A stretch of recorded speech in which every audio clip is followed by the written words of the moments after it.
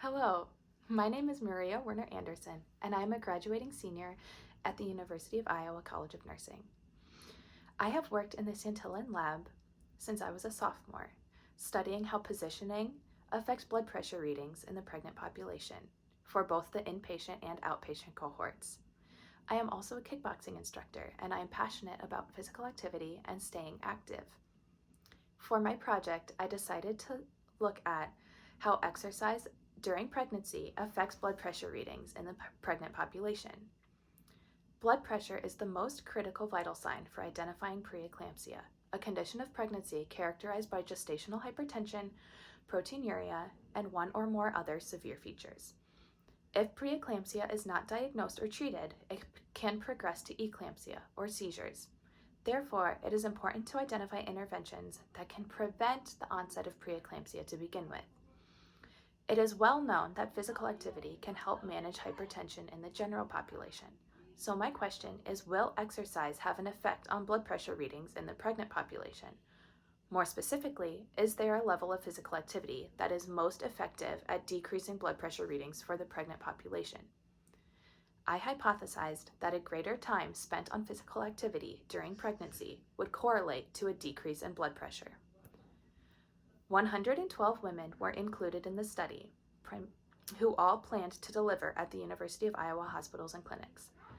These women were 18 years old or older, medically stable, and not in active labor at the time of the study.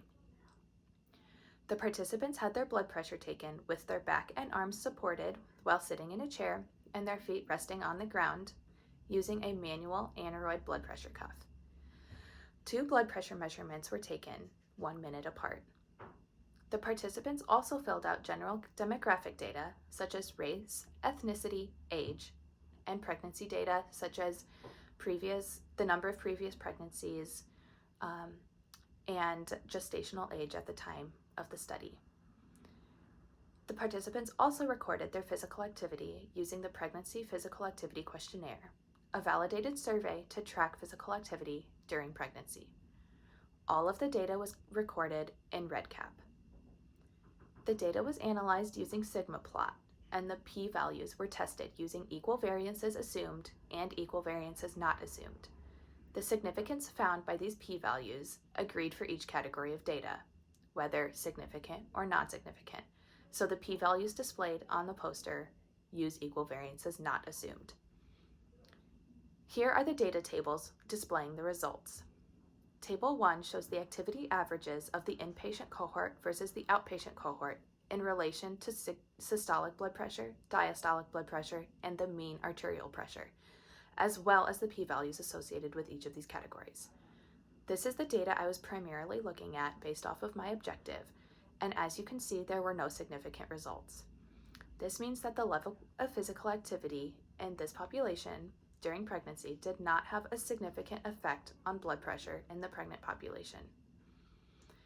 Table 2 and its correlated graph show the inpatient versus outpatient cohorts in relation to the level of activity done throughout pregnancy, such as sedentary, light, moderate, and vigorous activity. And here you can see that there are significant results. In the outpatient cohort, the participants reported a higher level of both sedentary and moderate intensity activity compared to the inpatient cohort. In conclusion, the level of physical activity during pregnancy does not result in a clinically significant change in blood pressure in pregnant women who utilize the University of Iowa for their maternal health services. However, a significant difference in the level of activity between pregnant people in the inpatient and outpatient cohorts was found. A limitation of this study is that it relied on women to recall their activity through the course of their pregnancy, and recall is not as reliable as other data collection methods. Future research could include real-time monitoring of the subject's physical activity via electronic devices for accurate assessment of activity level. Thank you for listening to my presentation.